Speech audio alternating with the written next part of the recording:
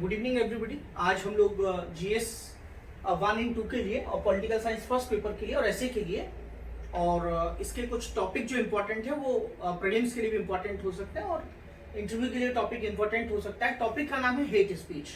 आज हम hate speech को डिफरेंट जो है डायमेंशंस में कवर करेंगे। हेट स्पीच का मतलब क्या होता है? हेट स्पीच का मतलब ये होता है कि आप कोई ऐसी स्पीच दें, भाषण दें जिससे लोगों के बीच में वैमनस्यता फैलती हो, राइट, नफरत फैलती हो। तो इस प्रकार की जो स्पीच होती है उसे हम हेट स्पीच कहते हैं। ये न्यूज़ में क्यों है? अभी हाल में जो है हरिद्वार में एक धर्म संसद जो है आयोजित की गई, जिसमें किसी धर्म विशेष के खिलाफ जो है जीनोसाइड की बात की गई, नरसंहार की बात की गई। ये काफ़ी गलत है और जिस तरीके से अभी म्यांमार में हो रहा है उसी प्रकार का आह्वान किया गया, जो कि बिल्कुल गलत है। मैं इसको कंडेम करता हूं। और 1857 में जिस तरीके का विद्रोह हुआ है उसी प्रकार का विद्रोह जो है फिर से करने की बात की गई।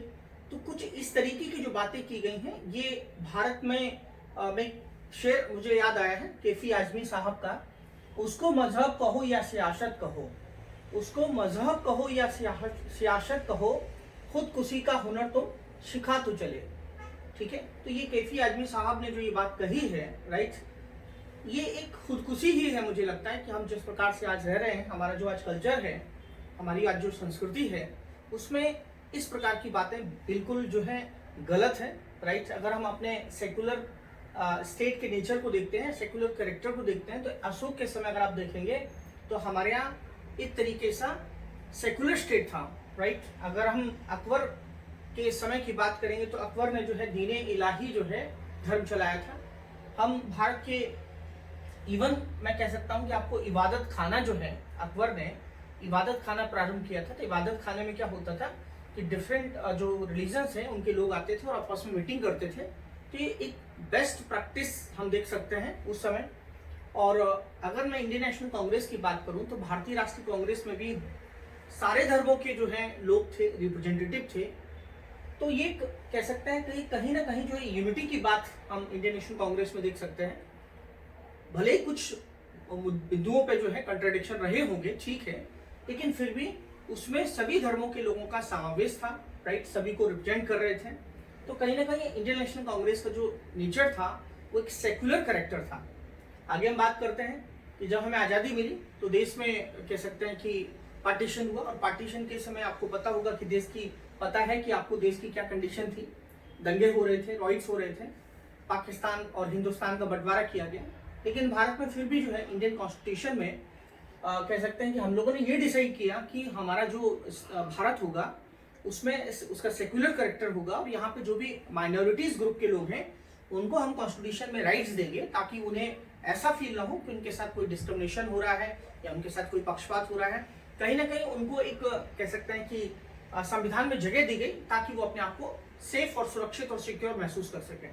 आज भी आप देखेंगे कि भारत में सभी लोग सुरक्षित हैं और सभी लोग जो है एक तरीके से कह सकते हैं कि एक प्राउड फील करते हैं कि हम इंडियंस हैं। लेकिन इस तरीके की घटनाएं जो होती हैं वो मुझे लगता है कि समाज में बिल्कुल गलत है।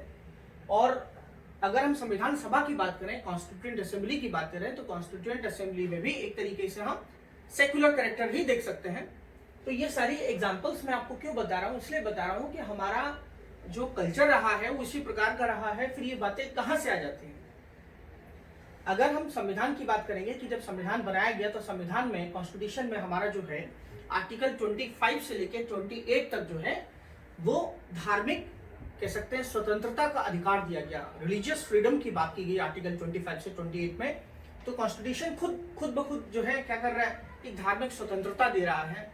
दूसरी बात मैं आपको बताना चाहूंगा कि हमारे यहाँ की जो माइनॉरिटीज हैं, जो अल्पसंख्यक हैं, उनको आर्टिकल 29 से लेके जो है और कह सकते हैं 30 तक जो है उनको एक माइनॉरिटीज को उनको राइट्स दिए गए हैं। तो कहीं ना कहीं हमारा कॉन्स्टिट्यूशन उनको सिक्योर करता है, उनको सेफ करता है। और मैं प्रस्तावना की बात करूं, इंडियन कॉन्स्टिट्यूशन के प्रेम्बल की बात करूं, तो प्रेम्बल में जो वैल्यूज हैं, राइट, जो प्रेम्बल के जो मूल्य हैं वो क्या बात करते हैं? वो बात करते हैं फ्रैटर्निटी एंड डिग्निटी, भ्रातृत्व तो मतलब भाईचारे की बात करते हैं। भारत में भाईचारे की बात करता है हमारा कॉन्स्टिट्यूशन का प्रेम्बल। और डिग्निटी ऑफ द इंडिविजुअल्स, व्यक्ति की गरिमा की बात करता है। तो मुझे लगता है कि ये हमारे कॉन्स्टिट्यूशन प्रेम्बल के द्वारा जो है ये हमें वायदे जो किए गए हैं हमारे साथ, राइट, वो देखिए इसके अगेंस्ट जाते हैं, राइट। हमारा जो कॉन्स्टिट्यूशन क्या कहता है, और मैं आपको बताना चाहता हूं कि जो फंडामेंटल ड्यूटीज हैं वहां भी कहीं ना कहीं सेक्युलर कैरेक्टर को फेवर किया गया है कि हम कोई ऐसे भाईचारा बना के रखें। और जहां तक मैं सेक्युलर स्टेट की बात करता हूं कि भारत एक सेक्युलर स्टेट है, राइट, और ये जो सेक्युलर स्टेट है ये हमारे प्रियम्बल में लिखा हुआ है कि हम सेक्युलर हैं, राइट। और ये जो टर्म है 19 कह सकते हैं कि 42nd कॉन्स्टिट्यूशन अमेंडमेंट 1976 के द्वारा इसको ऐड किया गया, और ये केशवानंद भारती केस 1973 में इसको बेसिक स्ट्रक्चर बताया गया। मतलब सेक्युलर हमारा जो है बेसिक स्ट्रक्चर है जिसको बदला नहीं जा सकता है। तो आप देखेंगे कि ये जो मैंने स्टेटस आपको बताया है, ये सब चीजें बताई हैं, और हमारे कॉन्स्टिट्यूशन में हमें आजादी दी गई है, हमें बोलने की आजादी दी गई है, हमें फ्रीडम ऑफ स्पीच दिया गया है, हमें अभिव्यक्ति की स्वतंत्रता का अधिकार है। अब आर्टिकल कॉन्स्टिट्यूशन का 19(1)(a) हमें फ्रीडम ऑफ स्पीच की बात करता है, अभिव्यक्ति की स्वतंत्रता की बात करता है, बोलने की आजादी की बात करता है। तो कहीं ना कहीं हम बोलने की आजादी को हम कहीं फ्री स्पीच तो नहीं समझ रहे हैं, कहीं इसका मिसयूज तो नहीं देख रहे हैं। मिसयूज हो रहा है या नहीं हो रहा है देख सकते हैं आप, यहाँ पे मिसयूज हो रहा है। इस कॉन्टेक्स्ट में जो हमारे कॉन्स्टिट्यूशन में आजादी दी गई है 19(1)(a) में, तो ये फ्रीडम ऑफ स्पीच की जगह फ्री स्पीच हो रहा है और हेट स्पीच हो रहा है। जबकि हमारे कॉन्स्टिट्यूशन में आर्टिकल 19 क्लॉज 2 में युक्त निर्बंधन भी दिए गए हैं कि उसमें कुछ सीमाएं और लिमिटेशंस लगाई गई हैं कि आपको आजादी दी गई है, लेकिन कुछ कंडीशंस ऐसी हैं जिनमें आपको उन पर युक्त निर्बंधन या रीजनेबल रिस्ट्रिक्शंस भी दिए गए हैं। तो ये मैंने आपको कॉन्स्टिट्यूशन की बात बताई है। आगे मैं चर्चा ये करूंगा कि आखिर ये हेट स्पीच होती क्यों है, क्या कारण है, क्या इसके लिए कोई कानून नहीं है। देखिए, तो अगर मैं आईपीसी की बात करूं, इंडियन पेनल कोड की बात करूं, तो इसमें no clear definition of hate of speech. IPC में हेट ऑफ स्पीच के लिए कोई क्लियर कट डेफिनेशन नहीं है। देखिए, अब क्लैरिटी नहीं है, इसीलिए मैं आपको बताना चाहता हूं कि हमारी सरकार आईपीसी और सीआरपीसी में एक अमेंडमेंट और संशोधन लाने की बात कर रही है अभी इस समय। ये यही कारण है क्योंकि वर्तमान की जो समस्याएं हैं उनको हमारे कानून एड्रेस नहीं कर पा रहे हैं, इसलिए उसमें अमेंडमेंट की आवश्यकता है। मैंने पिछले एक वीडियो बनाया था जिसमें इन सब चीजों को मैंने आपको बताया था, ठीक है। अब अभी टैकल करने के लिए कौन कौन से लॉज हैं आईपीसी में, वो मैं आपको बताना चाहता हूं। अब देखेंगे कि 153A है, 153A है जिसे हम टैकल कर सकते हैं हेट स्पीच को। इसमें क्या है, इसमें ये कि नफरत फैलाने वाली जो भी कोई चीजें हैं, राइट, अगर आप नफरत फैलाते हैं तो उसके लिए प्रोविजन किया गया है 153A में, और ये आईपीसी की एक धारा है। दूसरा 153V में है कि जिसमें राष्ट्रीय एकता, नेशनल जो यूनिटी और इंटीग्रिटी है, राष्ट्रीय एकता को अगर आप कोई खतरा पहुंचाता है, उसके अगेंस्ट कोई काम करता है, तो यहां पर कार्रवाई हो सकती है। 505 में क्या है आईपीसी, तो 505 में है कि अगर आप कोई र्यूमर्स, जो ऐसी र्यूमर्स अफवाहें फैलाएं जिससे कि समाज में जो है कह सकते हैं कि भाईचारा जो खराब होता हो, तो इसके अंतर्गत कार्रवाई की जा सकती है। जहां तक 295A की बात है, ये जो आईपीसी है इसमें बात की गई है कि जो रिलीजियस बिलीफ्स हैं या रिलीजियस सेंटिमेंट्स हैं, मतलब जो धार्मिक भावनाएं हैं, उनको आहत पहुंचाने वाली अगर कोई एक्टिविटीज की जाती है, कोई काम किया जाता है, तो इन धाराओं के अंतर्गत जो है, ये 295 धारा है, इसके अंतर्गत जो है मामला आईपीसी के अंतर्गत रजिस्टर्ड किया जा सकता है 295A में। तो ये कुल मिला के ये जो 1, 2, 3, 4 जो मैं 4 आपको जो है बताई हैं, इनके अंतर्गत हेट स्पीच को अभी देखा जाता है, इनके अंतर्गत कार्रवाई की जा सकती है। तो ये तो मैंने आपको कानून की बात बताई कि कानून में जो है वो कोई क्लियर कट डेफिनेशन नहीं है, लेकिन जुडिशियल इंटरप्रिटेशंस क्या हुई है, न्यायिक व्याख्या, न्यायिक जो व्याख्याएं हैं वो क्या क्या आई हैं। तो एक कह सकते हैं कि एक केस है प्रवासी भलाई संगठन वर्सेस यूनियन ऑफ इंडिया 2014। ये केस क्या कहता है, इस केस में जो है प्रवासी भलाई संगठन जो 2014 का केस है, इसमें कोशिश की गई है कि हेट स्पीच को डिस्क्राइब किया जा सके, लेकिन फिर भी अगर आप इसको देखेंगे, इसमें जो स्टेटमेंट, जो चीजें वर्डिक्ट दिया गया है, जो चीजें कही गई हैं, उसमें भी नो क्लियर कट जो है डेफिनेशन इसमें नहीं दिया गया है, परिभाषा इसमें नहीं दी गई है। तो मैं कहना चाहता हूं कि इसमें जो चीज बताई गई है वो कहीं ना कहीं हेट स्पीच को क्लियर कट जो है डिफाइन नहीं करता है, ये एक लैकिंग है। उसके तरफ देख सकते हैं कि जो Amish Devgan versus Union of India 2020 का जो केस है, राइट, उसमें एक डॉक्ट्रिन आया था, उसमें एक सिद्धांत आया था। क्या सिद्धांत आया था Amish Devgan versus Union of India 2020 में? इसमें कॉन्सेप्ट आया था हु, व्हाट और वेयर। इस केस में ये बताया गया कि जो हेट स्पीच की बात करता है, इस प्रकार की जो बात करता है, वो व्यक्ति कौन है। देखिए आप समझिए इस बात को कि वो व्यक्ति कौन है, राइट। दूसरा इंपॉर्टेंट है कि वो व्हाट मीन्स उसने क्या कहा है, किस कॉन्टेक्स्ट में कहा है। दूसरा कॉन्सेप्ट ये दिया गया। तीसरी जो बात की गई वेयर, मतलब कहां पे कहा गया। आप समझिए जरा इस बात को कि ये केस में ये बताया गया कि इसको कौन कहता है, कि मतलब अगर कोई व्यक्ति ऐसा है जो बहुत इंपॉर्टेंट पोस्ट पे है, जिससे बहुत सारे लोग भड़क सकते हैं, बहुत सारे लोगों के अंदर ऐसी भावनाएं जा सकती हैं, या उसका जो मैसेज है बहुत सारे लोगों तक पहुंचेगा, तो मतलब वो कौन है, क्या कहीं वो एक आम आदमी तो नहीं है। तो ऐसी कंडीशन में ये जरूर एक फैक्टर देखा जाएगा, इस मेजर्स पे चेक किया जाएगा कि ये व्यक्ति कौन है, मतलब कितने लोगों में इसका इम्पैक्ट जा रहा है, राइट। दूसरा व्हाट, वो क्या कह रहा है, मतलब किस कॉन्टेक्स्ट में कह रहा है और क्या कहना चाहता है, किस कॉन्टेक्स्ट में उसने कहा है, तो व्हाट क्या कहा उसने।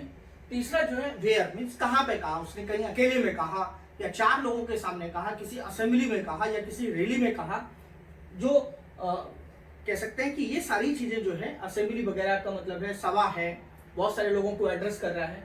तो ये 3 फैक्टर हैं, ये 3 चीजें हैं, जो 3 पैरामीटर्स हैं जिन पे उनको चेक किया जाएगा, हु, व्हाट एंड वेयर। ये बात करिए। अब जैसे फॉर एग्जांपल कोई न्यूज एंकर है, वो क्या कहता है, राइट, किस कॉन्टेक्स्ट में कहता है और कितने लोगों तक उसका मैसेज पहुंचेगा, तो ये एक इंपॉर्टेंट बात है। या फिर एक आम आदमी अगर किसी चीज को कह रहा है तो उसका इम्पैक्ट समाज पर कितना होगा, ये पैरामीटर्स हैं जिनके द्वारा इसको जज किया जाएगा। ठीक है, समझे आप। आगे बात करता हूं। एक केस मद्रास हाई कोर्ट में आया था, तो मद्रास हाई कोर्ट में जो केस आया था उसमें इस चीज को टेस्ट किया गया कि वहां पे एक केस आया था, और ये मैरियस वर्सेस स्टेट 2021 का जो केस आया था मद्रास हाई कोर्ट में। इसमें एक यूट्यूबर था, राइट, जिसके करीब सब्सक्राइबर जो थे 4 लाख से ज्यादा थे। उसका जो केस था उस पर जो है सुप्रीम कोर्ट ने विड्रॉ कर दिया, बोला हम हाई कोर्ट ने, सॉरी मद्रास हाई कोर्ट ने कहा will not take any action, right, हम लोग कोई एक्शन नहीं लेंगे, बिकॉज ये आदमी जो है, ये यूट्यूबर जो है एक इंपॉर्टेंट पर्सन नहीं है। देखिए आप किस पर टेस्ट किया गया इस चीज को, हु, व्हाट एंड वेयर। क्या बात कही गई, बिकॉज नॉट इंपॉर्टेंट पर्सन, मतलब वो एक महत्वपूर्ण व्यक्ति नहीं, मतलब हु। देखिए हु का जो मेजर है, हु का जो पैरामीटर है, उस पर उसको चेक किया गया। एक और मामला हम लेते हैं जिसमें धर्म प्रचारक जो थे, जिन्होंने जो है जिनके मैटर को लिया गया और उसकी सुनवाई आगे बढ़ाई गई। तो अभी तक जो है सुप्रीम कोर्ट के जो इंटरप्रिटेशन है वो मैंने आपको बताए हैं, और कहीं ना कहीं दुर्भाग्य से हम देख सकते हैं कि जो सुप्रीम कोर्ट के डिसीजंस हैं या जुडिशरी की जो डिसीजंस है वो कहीं ना कहीं उनमें डाइवर्जन है, राइट। आप देख सकते हैं विविधता है उसमें काफी, और लैक ऑफ क्लियर जो है स्टैंडर्ड नहीं है, एम्बिग्यूटी है काफी। तो इन चीजों को ध्यान में रखते हुए, कि एम्बिग्यूटी है, भ्रम है, कंफ्यूजन नहीं है, lack of established legal standard नहीं है इस चीज के लिए, तो ऐसी कंडीशन में कुछ कमेटीज आई हैं जिन्होंने अपनी रिकमेंडेशन दी है इससे रिलेटेड। जैसे कि एक कमेटी आई है टीके विश्वनाथन कमेटी, ये लोकसभा के जनरल सेक्रेटरी थे, और इनको काम दिया गया कि आप ऐसा कर सकते हैं कि आईटी एक्ट 2066A की बात में रिफॉर्म्स की बात की गई थी, सुधार की बात की गई थी, इससे रिलेटेड एक कमेटी बनाई गई थी। उसके बाद फिर एक कमेटी, क्योंकि नॉर्थ ईस्ट के जो लोग हैं उन पर रेशियल अटैक्स हो रहे थे, तो इस कॉन्टेक्स्ट में कमेटी बनाई थी, बेज बरुआ कमेटी। ठीक है, बेज बरुआ कमेटी 2014 में बनाई गई थी। और जो लॉ कमीशन है, राइट, लॉ कमीशन जो है, जो विधि आयोग जिसको बोलते हैं, राइट, इसकी रिपोर्ट आई थी 267 रिपोर्ट, अभी तक 277 रिपोर्ट आ चुकी हैं, समझ लीजिए आप। और ये जो लॉ कमीशन होता है एग्जीक्यूटिव बॉडी होता है, ये स्टैट्यूटरी बॉडी नहीं है, मतलब इसको जो बनाया गया है किसी कानून के द्वारा नहीं बनाया गया, ये कॉन्स्टिट्यूशनल बॉडी नहीं है, क्योंकि ये इसका प्रोविजन संविधान में भी नहीं है, तो इसका मतलब ये एग्जीक्यूटिव बॉडी है। और ये फर्स्ट लॉ कमीशन 1955 में बना। ये इंपॉर्टेंट पॉइंट्स है बिकॉज प्रीलिम्स में आ सकते हैं, इसलिए मैं इनको बता रहा हूँ। और फर्स्ट जो इसके लॉ कमीशन के जो अध्यक्ष थे मिस्टर MC शीतलबाड़ थे, शीतलबाड़। ठीक है, और लॉ कमीशन का उद्देश्य क्या होता है, लॉ कमीशन का जो ऑब्जेक्ट होता है लॉ रिफॉर्म्स, राइट, कानून में कैसे सुधार किए जाएं। अभी 22nd लॉ कमीशन बनेगा, राइट, अभी हाल में है। और अगली मैं आपको बात बताना चाहूंगा कि लॉ कमीशन है, ये आपके लिए बहुत इंपॉर्टेंट है। जो मेन बात है वो यहाँ पे ये है कि लॉ कमीशन ने रिकमेंड किया है कि 153C, समझिए फिर से, कि लॉ कमीशन ने अपनी 267 रिपोर्ट में रिकमेंडेशन दिया है कि 153C और 505A और 153C, 153C और 505A 505A ये सेक्शन जो है आईपीसी में जोड़ने की बात की है। ठीक है, ये दो कानून को इंसर्ट करने की बात की है। किसने बात की है? लॉ कमीशन ने। क्यों बात की है? ताकि जो हेट स्पीच है उसको उसके अगेंस्ट जो है जो हेट स्पीच करते हैं उसके लिए एक सख्त कानून बनाया जाए और उसको वेल डिफाइन किया जाए, ताकि ऐसे लोगों को जो है सजा दी जा सके और जुडिशरी जो है ठीक से डिसीजन ले सके और ठीक से जुडिशियल डिसीजन या वर्डिक्ट दे सके। तो आप समझ चुके होंगे कि लॉ कमीशन ने क्या रिकमेंडेशन दिया है। साथ ही साथ जो है पार्लियामेंट्री स्टैंडिंग जो कमेटी है, राइट, पार्लियामेंट्री स्टैंडिंग कमेटी है, जो संसदीय स्थायी समितियां हैं, उन्होंने अपनी जो है रिपोर्ट 2015 में 189 रिपोर्ट में क्या कहा है कि जो आईटी एक्ट 2000 है उसमें रिफॉर्म्स होने चाहिए और समय के हिसाब से उसमें बदलाव होने चाहिए, ताकि लोग जो है ऑनलाइन जो हेट स्पीच देते हैं, क्योंकि आज डिजिटल मीडिया का माध्यम है, डिजिटल सब चीजें डिजिटल हो रही हैं, तो किस तरीके से इस चीज को रोका जाए। क्योंकि आईटी एक्ट 2000 जो है ये बहुत पुराना है, समय में काफी बदलाव हो चुके हैं, तो किस तरीके से एड्रेस किया जाए चीजों को, इसके लिए पार्लियामेंट्री स्टैंडिंग कमेटी ने आईटी एक्ट 2000 में अमेंडमेंट की सिफारिश की है या रिकमेंडेशन दी है। देखिए, तो ये मैंने आपको बताया कि डिफरेंट कमेटीज बनाएंगे, लॉ कमीशन के बारे में मैंने आपको बताया। आगे का रास्ता क्या हो? ऑस्ट्रेलिया में 2019 में एक कानून बनाया गया है। ऑस्ट्रेलिया में मैं आपको बताना चाहता हूं कि ऑस्ट्रेलिया में जो एक कानून बनाया गया है वो ये एड्रेस करता है कि जो ऑनलाइन जो हेट स्पीच होगी, इस प्रकार का कोई भी कंटेंट, कोई भी मटेरियल जो होगा, उसको हटाने की जिम्मेदारी सर्विस प्रोवाइडर की होगी। जैसे फेसबुक है, जैसे यूट्यूब है, तो उनकी जिम्मेदारी उन्हीं पर रख दी गई है। इस प्रकार का कानून है। ऑस्ट्रेलिया अपनी इस प्रॉब्लम को इस तरीके से एड्रेस करता है।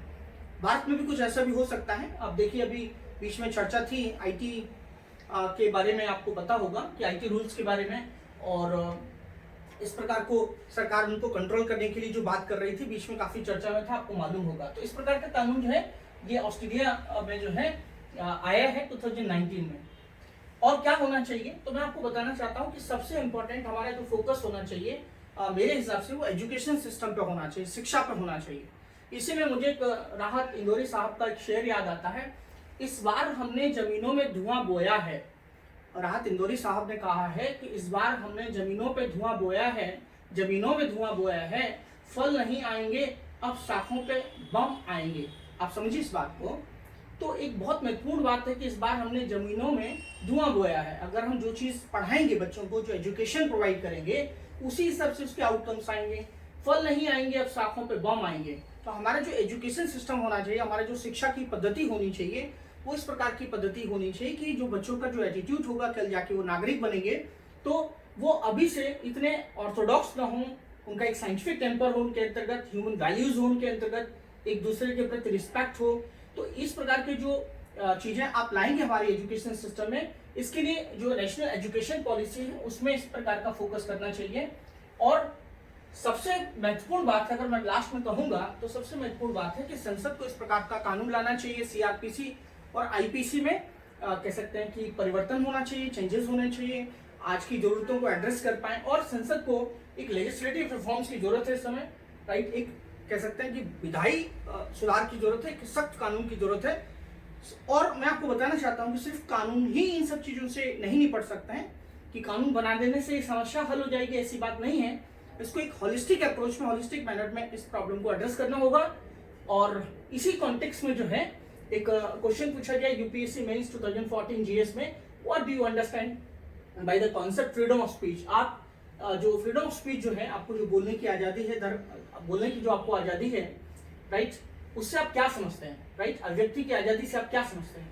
Does it cover hate speech, क्या ये हेट स्पीच को भी कवर करता है। Do you think the present legal and constitutional measures been unsuccessful in curbing it. क्या इस समय जो है संवैधानिक प्रावधान और कानूनी प्रावधान क्या असफल हुए हैं इसको टैकल करने में। इस प्रकार का क्वेश्चन यूपीएससी मेंस 2014 जीएस में पूछा गया है।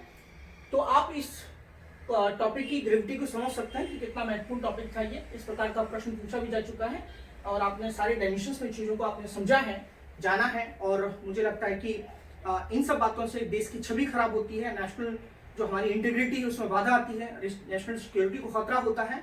तो सांप्रदायिकता और जो कम्युनिटीज में उसको बढ़ावा मिलता है। इस प्रकार की चीजें रोकी जानी चाहिए और निश्चित रूप से जो है एक लेजिस्लेटिव रिफॉर्म्स और सख्त कानून की जरूरत है। इसी के साथ थैंक यू, धन्यवाद, जय हिंद।